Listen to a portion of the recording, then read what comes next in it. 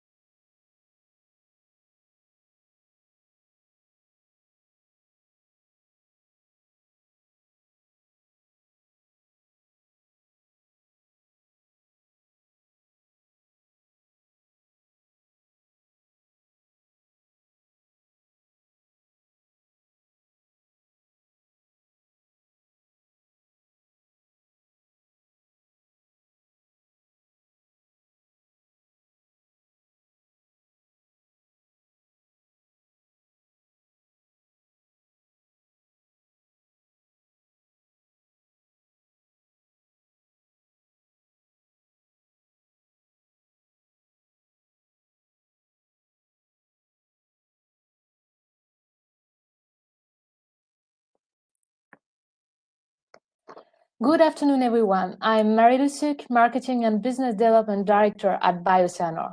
We are very happy to welcome you at our second webinar.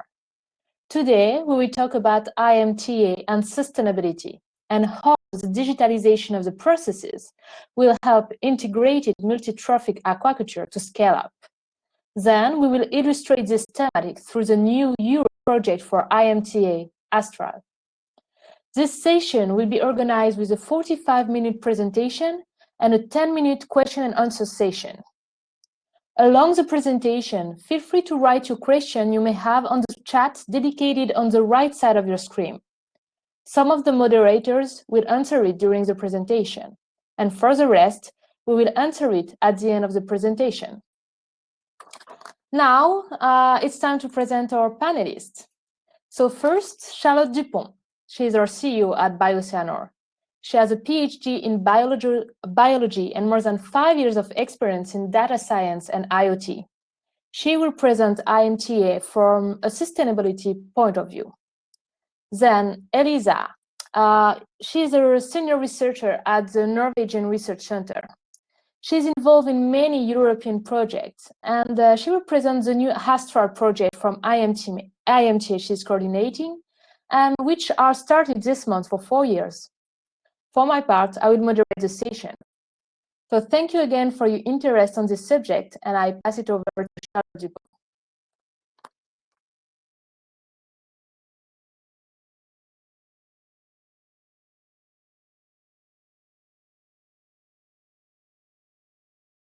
So thank you, Malu, and thank you everyone for joining us today. I am very happy that you are interested in IMTA because for us it represents the future of sustainability for aquaculture and for a greener economy. However, it seems that it is not known enough all over the world, and it is always good to have the chance to explain more about IMTA and its potential. That's why I have named the presentation IMTA for Sustainability, because it is the key word that we would like everyone to remember about IMTA. So let's get started. The presentation will be divided into 3 main parts. First, I will of course explain what is IMTA. Then we will go into details of the sustainability of IMTA concept by focusing first on some figures of IMTA today. Then the economic and ecologic advantages of IMTA, which is an important aspect if you want sustainability. And then what does it take to scale up IMTA worldwide and to have more adopters of this particular aquaculture production technique? To finish, we will briefly present Biocyano products and how it is particularly adapted to IMTA practices. So let me explain a little bit what is IMTA. I will try to remain simple. So I wanted to start with the citation from Lavoisier, a French chemist that probably all of you know. Nothing is created, nothing is lost, and everything is transformed. When Lavoisier said that, he meant it for the chemical elements and also for the global entropy of elements on Earth.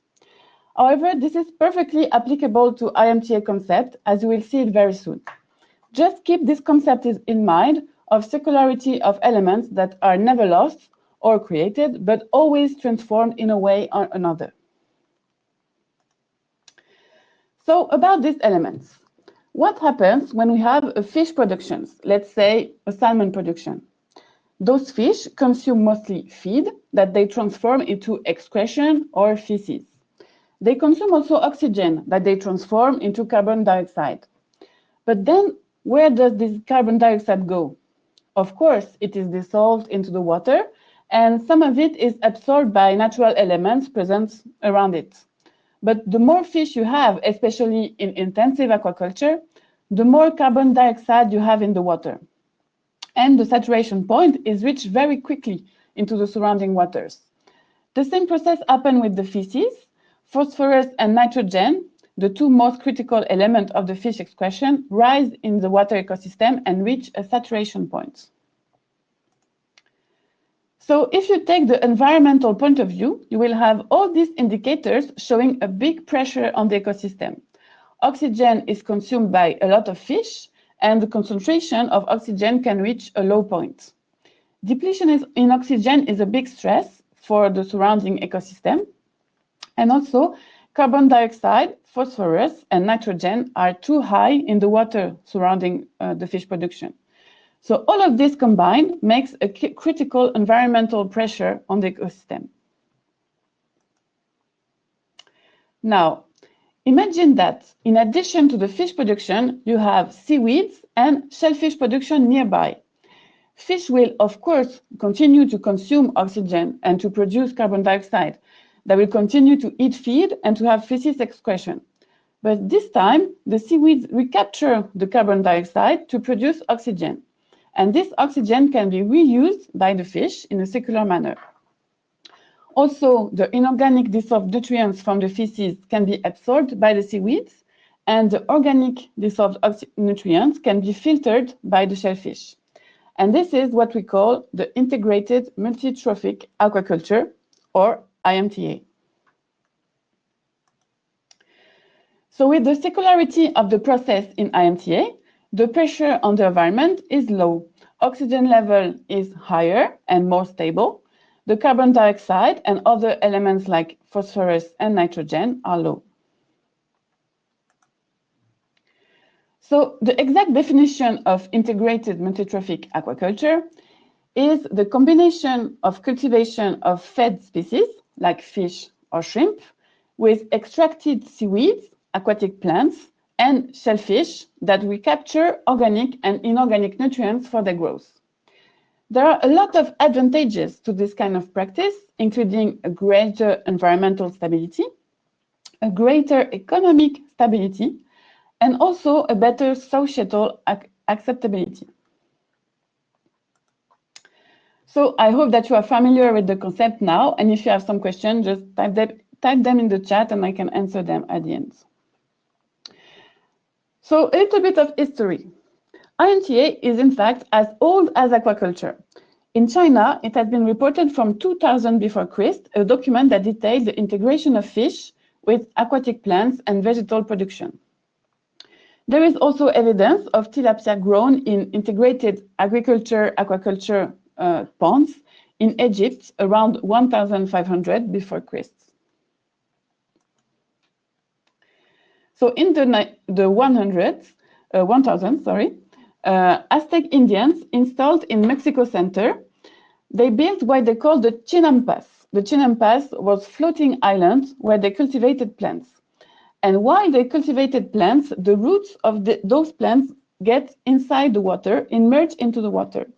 And this combined with the fishing into the lake is close, in fact, to IMTA practice. Also in France, during the French Renaissance, IMTA was practiced at the Fontainebleau Castle in the Carp Pond that still functions to this day.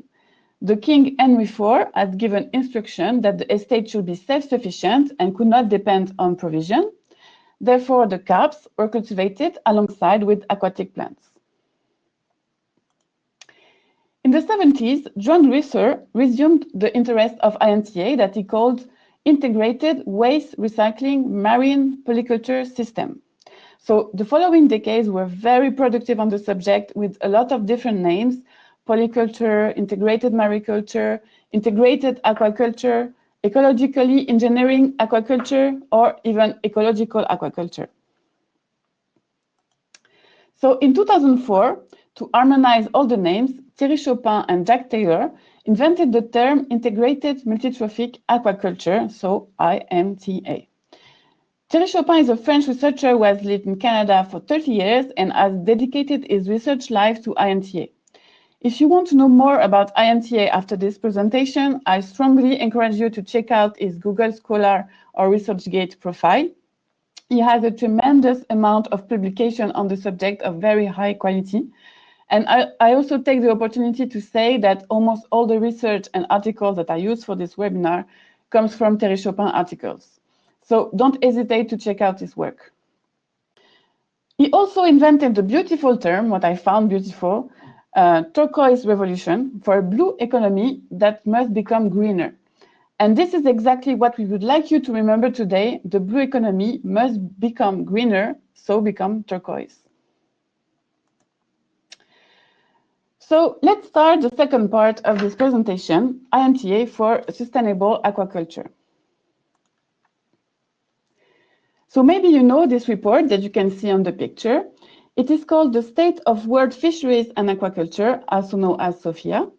It goes out every 2 years, and the SOFIA 2020 report subtitle is Sustainability in Action. So this is a very good introduction to IMTA status. Where are we now? So the agriculture produces 6 billion tons of food per year. 82% of this production is plant production, while 18% is animal production. And in fact, in aquaculture, is it the opposite ratio?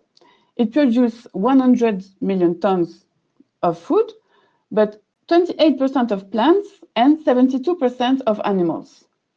However, 99% of seaweed production is concentrated in 7 Asian countries. So, if aquaculture wants to make a major contribution to the efficient and responsible food production systems in the future, far more production of seaweed must be developed in a more distributed manner around the world, so we can take the IMTA opportunity.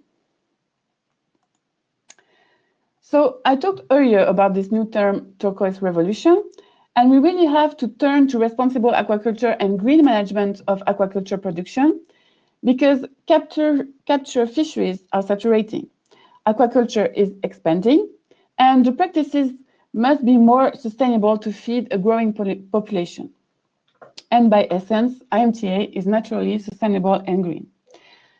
This comes with economic and ecologic advantages, and I will now explain why. The first advantage is that the combination of several species is more profitable. Here is an example from a study from Whitmarsh and collaborator. They investigated the financial profitability of a salmon mussel production system. They used a capital budgeting model to compare the performance of different systems over a 20-year time horizon.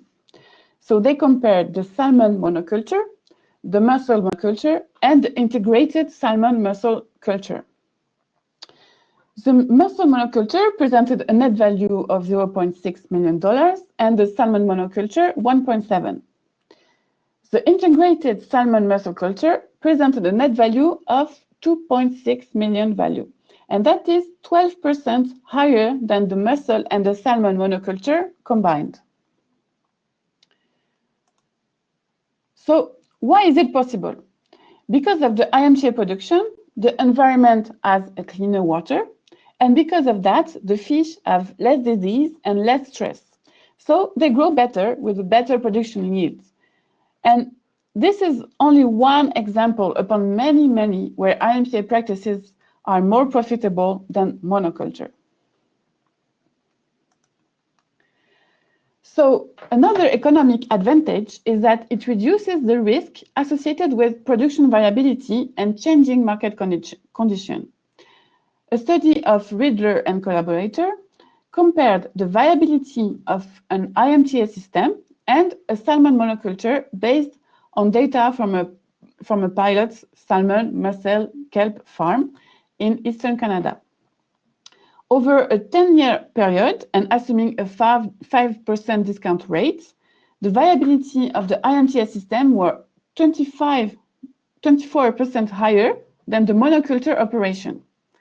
Also, even with price reduced by 12% over 10 years, the IMTA system generated a 3% margin, while the salmon monoculture generates a profit margin of only 0.3%. So why is this possible? Because of the product diversification and a consequent reduction in production risk, the IMTA system is more profitable in the long term. So another advantage is that IMTA leads to higher price products. A Canadian study in 2010 looked at whether consumers of IMTA products consider them safe to eat. So the results show that they indeed consider them safe to eat, but moreover, 50% of them declare that they are willing to pay at least 10% higher price for IMTA labeled seafood. Another study in San Francisco in 2013 showed that the premium price that consumers are willing to pay can rise up to 36% for oysters. So it's true that oysters suffer from an image of human disease giver, if you allow me to say it like that. Everyone knows someone who has eaten once a bad oyster and got sick. So because IMTA is considered a cleaner and greener practice with a reduced risk of disease, consumers are willing to pay a much higher price for IMTA-labeled oyster. Also, a more recent study of 2015 goes beyond the willingness to pay higher price for IMTA products. They also considered that in Canada, the salmon market will rise of 200 million per year for the first 5 years after the introduction of IMTA salmon in the market. They also took into consideration the ability of the consumer to adjust the quantity of purchased salmon.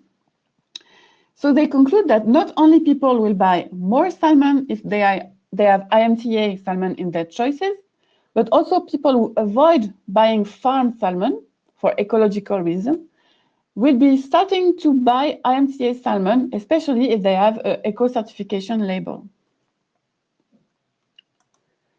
So as a summary, why IMTA products can be higher? It's because of more ecological practices. IMTA will give a better image of aquaculture, and it leads to higher price and even new customers. And this better image is the indicator of another advantage of IMTA, that is the social acceptance. IMTA benefits of a better social acceptability. People have a positive opinion of IMTA when they know about it. An issue can be raised here is that a majority of people still doesn't know about integrated multitrophic aquaculture, but when they know about it, they have a very positive image of the practice. So let's keep in mind that we have to educate maybe more about IMTA. IMTA is also giving more qualified jobs, so it also contributes to a better image. When interrogated, people estimate that IMTA seafood is of equal or higher quality. A 2017 study in North America showed that people felt that IMTA was more natural than closed conventional aquaculture. And overall, the studies that try to understand the image of IMTA conclude that sustainability is really well encouraged by the consumers. So now, after we know all the economic advantage and the ecologic advantage, how can IMTA scale up? How can it be adopted worldwide, expanded to a conventional practice, and so we stop saying that monoculture is the conventional practice?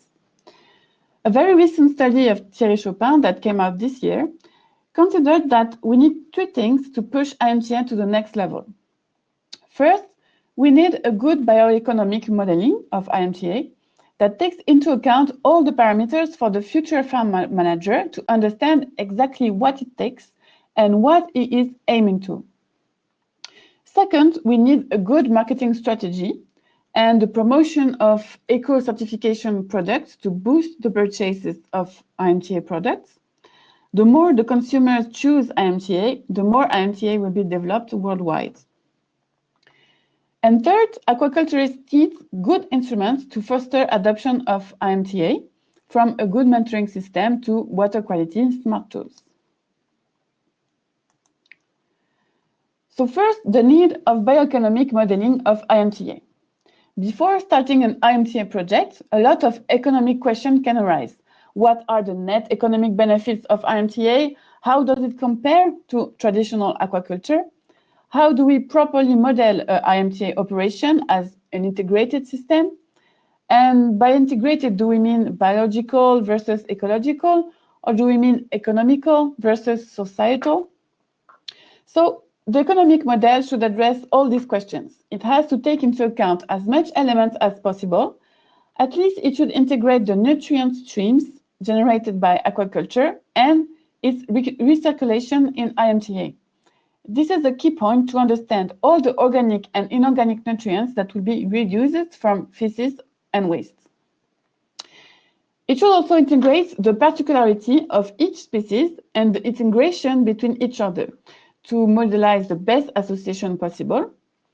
It is possible to do IMTA with a lot of different species, but the association between species has to be carefully chosen. The bioeconomic model should also integrate the specific management practices, because optimized practices lead to better efficiency and reduction of costs. So the cost and benefit ratio, of course, need to be taken into account.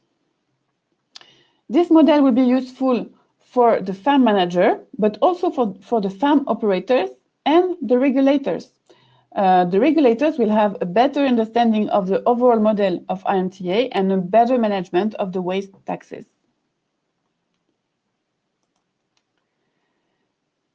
So the second need to push IMTA to scale up is a good marketing strategy. Farmers must be helped for this, but also the policymakers. They should be assisted to locate market niche with consumers that are willing to pay a much higher price or to buy a particular kind of seafood. Also, they should help to raise the confidence of producers and sellers into greener products. This is very important for a good promotion, that producers and sellers are convinced themselves. Also, the producer needs to price accurately, according to the IMTA practice, not too high price, of course, but also not too low price, because we have seen earlier that people are willing to pay higher price for IMTA products. And another part where help is needed is to understand better the consumer attitude towards the environmental improvement. It will help to have a communication in both ways to adapt the marketing side and the production practices in the future. So the biggest help, I might say, is that the IMTA benefits from a specific eco-labelization. It must be strongly encouraged, as it helps consumers to understand the added value of IMTA and to help adopt the IMTA products in priority. The third need to foster adoption of IMTA is a strong need of instruments. First instrument is for the practice itself with, for example, IMTA parks. These IMTA parks could be a place where aquaculturists can get a good amount of help. It could consist of demonstration and training center, a good and affordable technical help and monitoring. This is very, very important to help the IMTA adoption, to have a good technical help. Grants and loans capabilities to push IMTA, supply for seeds, but more important, subsidized supply for seeds to help starting the IMTA facility.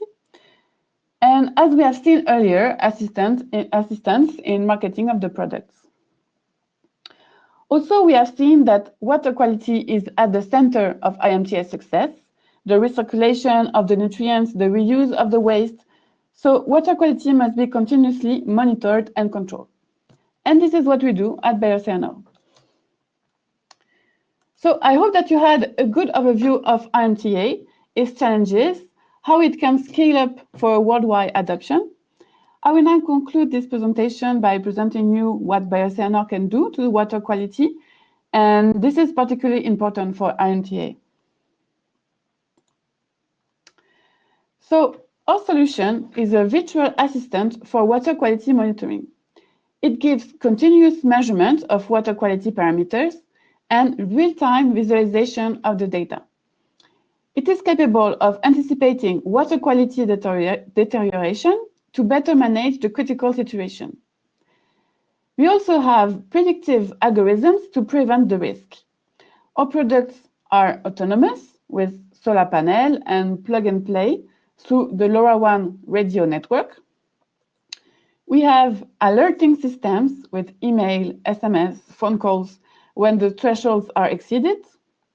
We guarantee the data securization and traceability of the production data. We also have a particular added value. We are marine biologists and aquaculture specialists. So we know the value of your data. We know how to interpret the data specificities, and we can help you to understand the outcomes. This is very important because you will always be dealing with specialists that gives you specific advice. So we are using artificial intelligence in our products. For IMTA, artificial intelligence will be a big help. A connected IMTA farm with all its sensors will truly unleash its potential. It will be possible to have analysis that is always adapting and learning, to have multi-parameters comparison in seconds, to have parameters forecast for better anticipation, to add outside data like weather forecast and satellite imaging. And all of this combined will give ultra-specific advices because there are no two identical farms. Each farm is unique with its unique environmental condition, management practice, and production yields. Here you can see how it works. We have the device that can be on a floating buoy or on a fixed device. It is an IoT device that transmits the data to the cloud and the visualization platform. You have nothing else to do. Analysis will be performed automatically and will be adapted to your farm. Alerts will be sent when any issue occurs. We can measure more than 15 physical-chemical parameters of the water. The sensors are attached to the aqua box that you can see here on the picture, which is small and easy to deploy. We also have a bigger version, Aqua Buoy, with the buoy that can be deployed anywhere. We are also proud to share the information that our solution, AquaReel, has been selected by the Solar Impulse Foundation to be one of the 1,000 efficient solutions for the future. So I encourage you to check about this label on the Solar Impulse website and about how AquaReel is an efficient solution for a sustainable future. So to summarize, our solution AquaReel is a powerful decision tool to manage, alert, and adapt the practices. We have developed exclusive AI algorithms to predict oxygen level and to detect decalibration of probes. We are also currently deploying an exclusive microalgae detection algorithm with help of satellite imaging that will be soon available. Moreover, Bioceanol is involved in an European project called iEfficiency that is developing a smart feeding system for RAS aquaculture, and that involves IoT and AI technology. And Bioceanol is also involved into Astral project that Elisa will be presenting just after me. So in the end, AquaReel will help to manage the farm efficiently, continuously, and remotely. AquaReel will alert instantly of any problem, and AquaReel will also give ultra-specific advice to adapt the farm practices. All of this in a secure environment connected to your smartphone or your computer. To finish, a little bit of us. We are a team of passionate biologists, data scientists, and engineers, passionate by aquaculture, digitalization, and blue economy. The strength of our team is the combination of all of this complementary expertise to achieve the same goal, helping aquaculture to be digitalized and more sustainable. We are located in Sophia Antipolis in the south of France, and we have closed this year a 1.5 million fundraise to accelerate our international development. And actually, we have doubled the team because on this picture, we are half of the team we are now. We are 16 people. Thank you very much for listening. I hope that you enjoyed this presentation and that you have learned something about IMTA and sustainability. I will be happy to answer your question at the end of this session. You can type them in the chat. Thank you.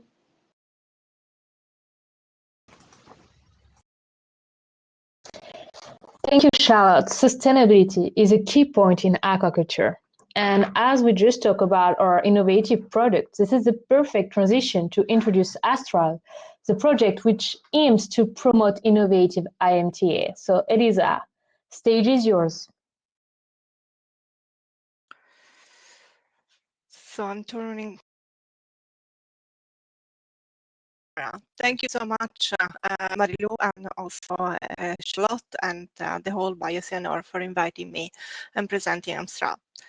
Astral is a really very new appointed project from age 2020, so European project that has started basically a few days ago at the beginning of September, and where Biocenor, of course, is one of the partners. And we are really and the project will run for 4 years, and the very ambitious title that is matching the very ambitious project is All Atlantic Ocean Sustainable, Profitable and Resilient Aquaculture. And I think in the name of the project, we have captured everything we want to do. So follow me. Just a little bit of a big picture. Astral has been funded in the call that is the All Atlantic Ocean Research Alliance flagship. This means that is dedicated to implement the Belém statement, so the agreement between EU and Brazil and South Africa, that now has been joined also by Argentina and Cabo Verde, and is actually the whole Atlantic Ocean is involved in that because it's also implemented the Galway statement between the north, the two sides of the North Atlantic. So our project is based on the Atlantic and is just slightly less than 8 million euro. So I'm just saying that because to be part of this community is really very important. It's one of the key leitmotif and a key point of the project, and all the project financed in this goal is to build together the community, to build together the sustainability through what has been done before and what we will do together. So I will come back about this working together, because I think it's really very important to point out that together we are stronger and we can achieve much more than we can achieve alone. Going a little bit more on the Astral, as you can see from the consortium that we have decided to have for Astral is really very a mix. It's a mix of knowledge, so it's multidisciplinary, but it's also multisectorial. We are not, the consortium is not only formed by academia or researchers, but we had a point to have in the consortium also industries, SMEs, so to touch really the profitability at the end. So what can be put in place at the end of our project. And of course, all the stakeholders are really very important. So we have also association, industrial cluster, and intergovernmental organization. And as you can see, I cannot, you can read the name of all our partners. You will see at the end that our website, the address of our website. Please follow us. As you can see, we have a very nice consortium distributed along the Atlantic Ocean. So The main aim and concept of Astral is to develop new, sustainable, profitable, and resilient value chain for integrated aquaculture system, multi-trophic aquaculture system, so IMTA, and in the framework of existing, emerging, and potential Atlantic market. So it's a very long sentence, but this is really very describing what we want to achieve in these 4 years of the project. And the best way to illustrate you, instead of a lot of words, is to show you our concept drawing that we had in the proposal that is explaining everything we would like to do. So the IMTA is the heart of our project. So we will have 4 what we called case study, we will call the IMTA lab. So it means chain of IMTA that already in place, but they will introduce new species, or they will change their chain to demonstrate they can increase the production and also achieve profitability and sustainability.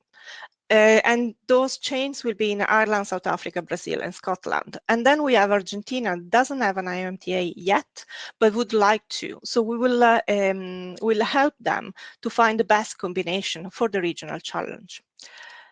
Going ahead, I have a little bit more to say. As I said just now, as you see, our case studies, our IMTA lab are nicely distributed along the Atlantic.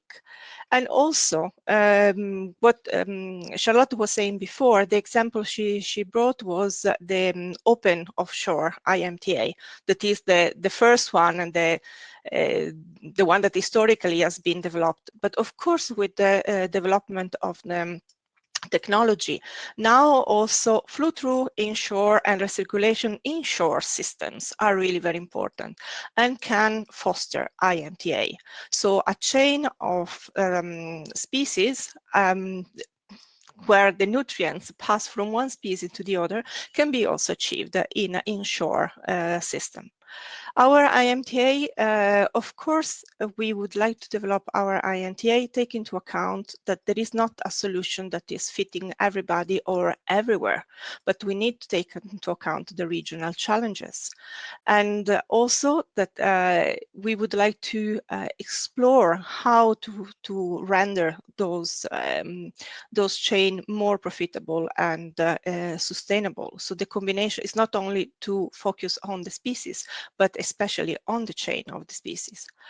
And as Charlotte was saying before, of course, it's important the profitability, the market value, and everything that is connected. I mean, so if we want to take those into the real world, they have to make a living for the people starting the living out of it. And I was following the chat while Charlotte was talking, and I saw a lot of question about the knowledge.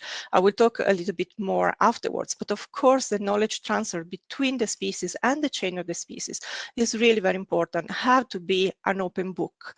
So this is what we would like to we will achieve at the end of the project. So to give the public and to give other researchers but especially the stakeholders, the results of our studies about species and the IMTA chain in different conditions. Going ahead, of course, the sustainability cannot be achieved without the real assessment, both of the environment and the circularity, and of course the zero waste. This is embedded in the concept of IMTA. So the point of the project is to study the achievement of higher level, both of circularity and of course lower level of zero waste. So zero waste is our final goal. But as we said before, we need to have the profitability. We need to have the feasibility also. And this will be done in the project through the socioeconomic assessment and the cost-benefit assessment in the chain that we have. Continuing is, as also Charlotte was pointed out, we are not operating in a bubble. The external environment is influenced by our activity, and our activity are influenced by the external environment. So two things has to be controlled, both the production and this interaction between environment and production.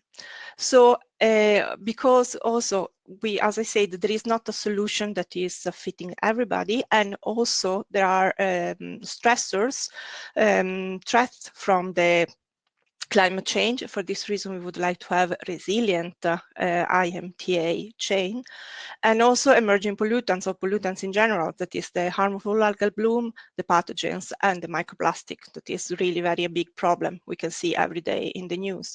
So how to control, how to monitor all of that? And this is done in the project through the development of the innovative technology pool. And this is constituted by sensors, new sensor, or development of sensors that are already there, but more. What Charlotte was also talking before, so low cost kit to make them available for a large part of the producers, and also data analytic. And as I say, all those technological improvements will be applied both in the production and in the monitoring on the environment connected with the production. Going ahead in explaining the project, again, we are not living in a bubble. It's really very important that we go ahead together, but not only the scientists, all the stakeholders are important.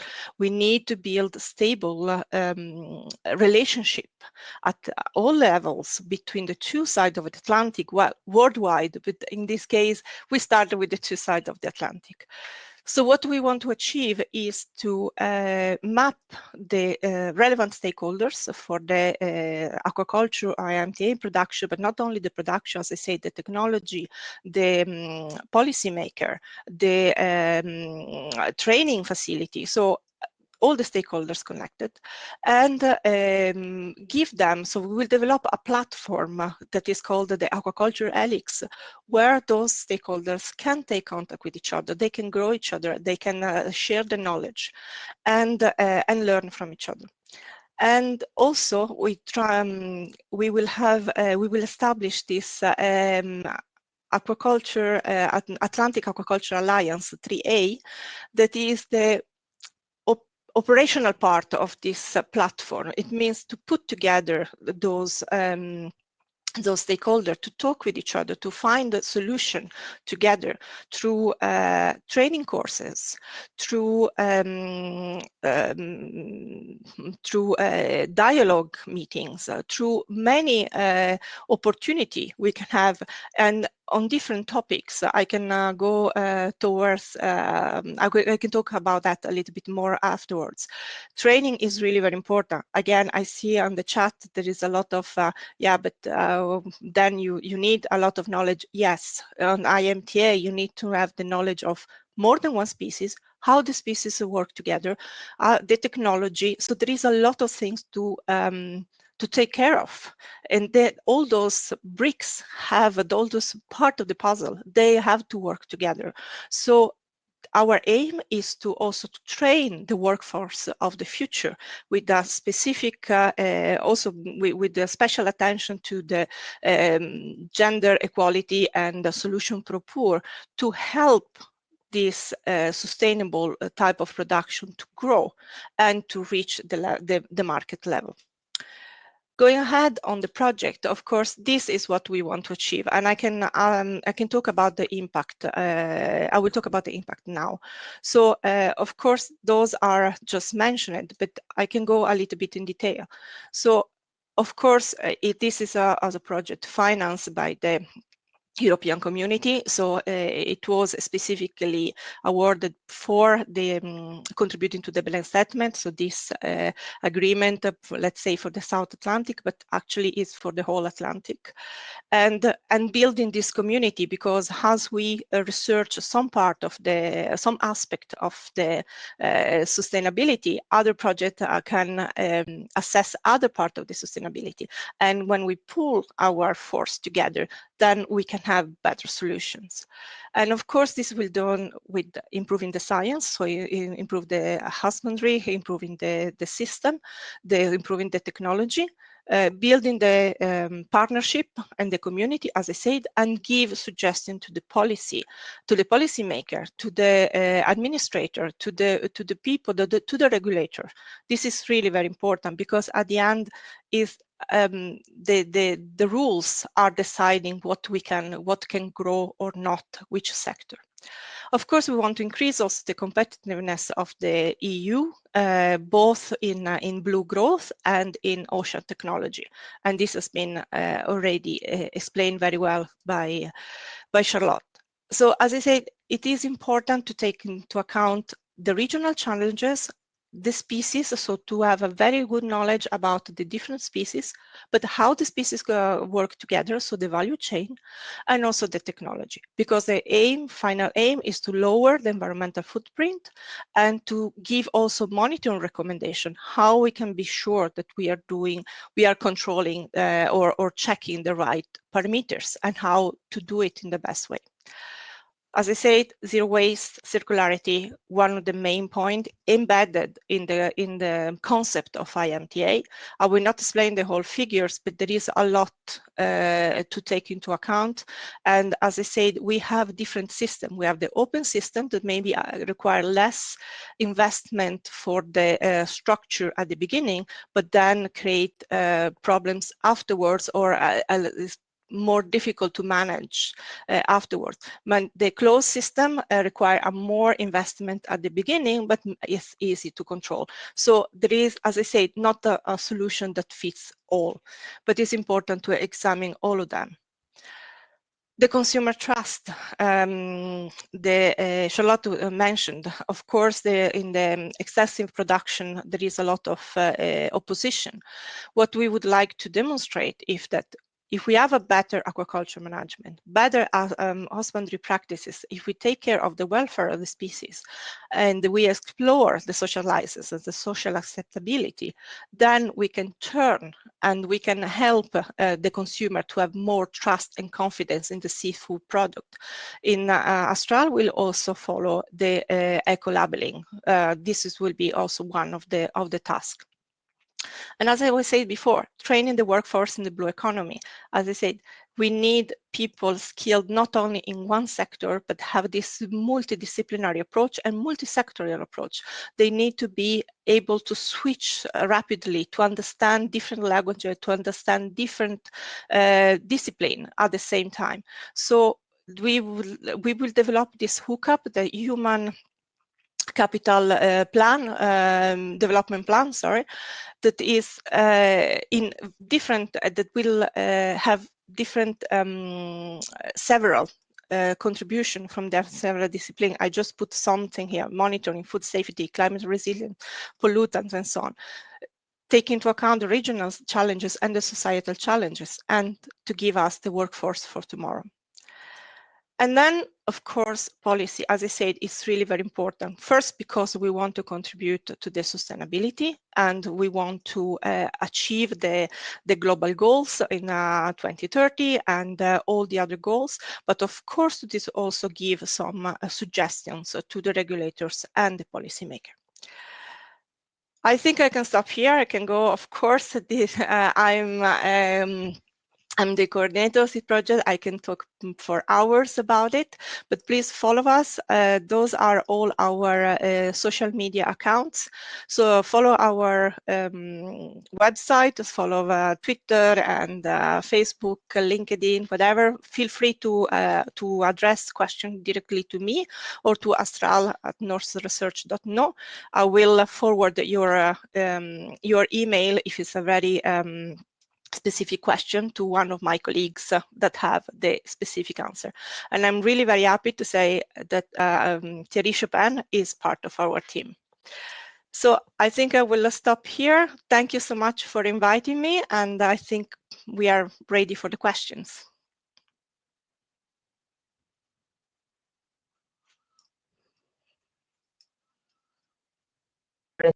Thank you a lot. You have been quite active on the chat, so we try to answer to most of your questions. So first of all, what do you think that Aquarel solution could be connected with a fish farming software like Aqua Manager? I think this question would be for Charlotte. This question is probably for me. So yes, Aquarel can be connected because our technology is really based on our knowledge about the aquaculture and all the data analysis that we do, all the data prediction that we do. And in fact, we have our own visualization interface, but it is not the most important part of our service. So if you have already your own visualization interface, we can plug the products to your interface with an API. And because really the most important thing about our products is the data analysis and the data prediction.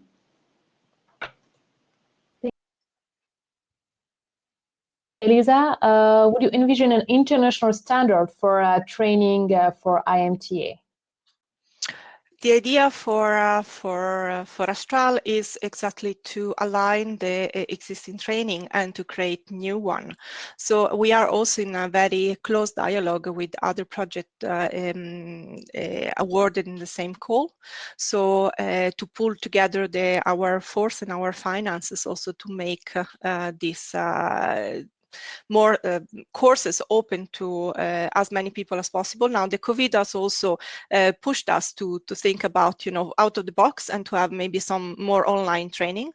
And definitely at the end, we would like to have some key aspect about IMTA that should be, in the box when you want to start the production on IMTA. So, and this will be maybe a standard curriculum for IMTA.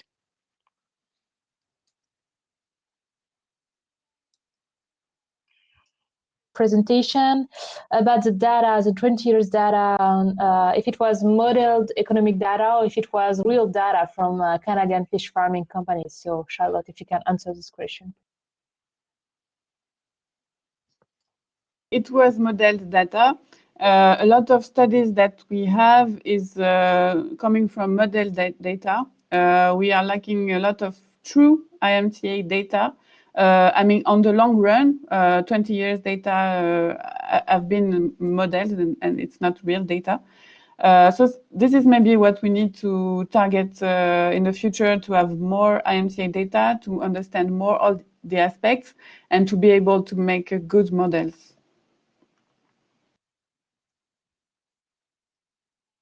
Before Elisa. We were talking a lot of the bioeconomy model and the fact to expand all the fish farming with the production with mussel and seaweed. But they were also asking if the main purpose of that was not to get more stable, real data about IMTA. So what do you think about it? I'm not sure I captured the beginning of your question because there was a little bit of interference. But anyway, yeah, first, one important point to say that IMTA, the classical IMTA, is fish, blue mussels, and algae. But this is not the definition? It's not in the definition of IMTA. It can be different species together. The important is to have one fed and one or more that then can use the nutrients or the particulate that comes from the first species, from the fed species. So yes, it is to gather more data and gather a variety of data. So not the classical MTA, but this different type of combination of species and different systems. Because as I said, all of them have the pros and cons, but can be suitable for different areas from different challenges. So it is really very important to have variety in this in the study. I also one question. Does IMTA mean that aquaculture offshore farms have to be installed in sites where sea grasses already exist? Very good question. I'm not so sure I have the correct answer in this moment. It should be one of my colleagues that are more technical in this area. But I think there is, if I'm not wrong, there are some initiative about this area, and I have to say that some of the projects that has been awarded with us or 1 year before us, they are not really well concentrated on aquaculture, but they are concentrating on the status of the Atlantic Ocean. And this, the Sargasso, this area is really very targeted by them to understand better the ecosystem functioning, and of course the data will be passed to us to see if it's possible to use those areas for the production.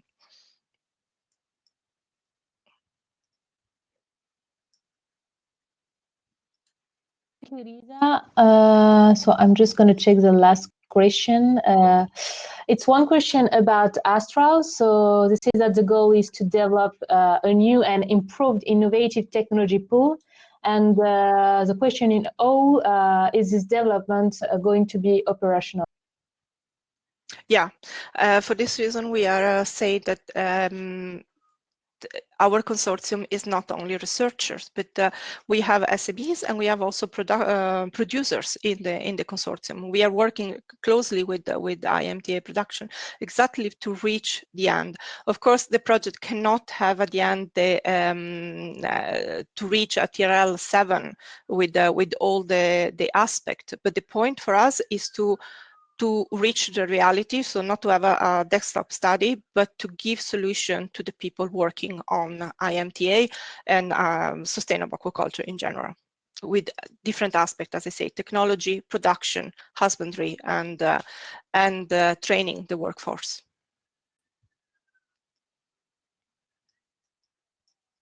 This economic balance for IMTA production in Europe, as we just said earlier, is it something that will help in this process?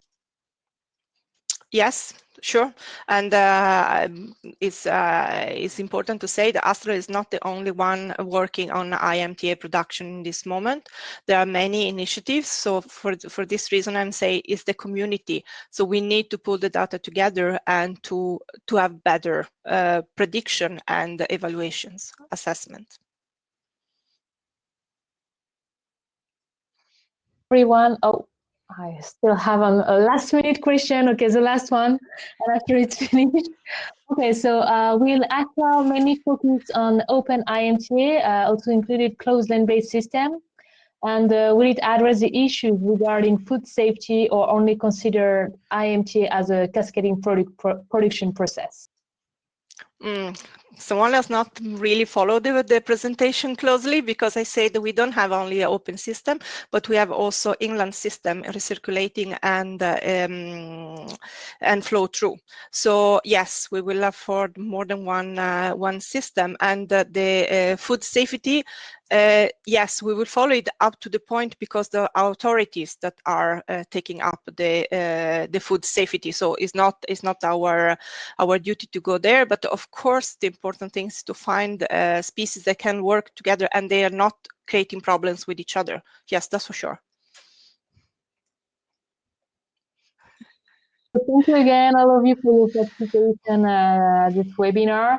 We will send you the presentation, and we will also have a replay so you can visualize it again. So thank you again, Elisa. Thank you again, Charlotte, and thank you all of you for your participation here. Have a really nice day and take care. Thank you. Bye.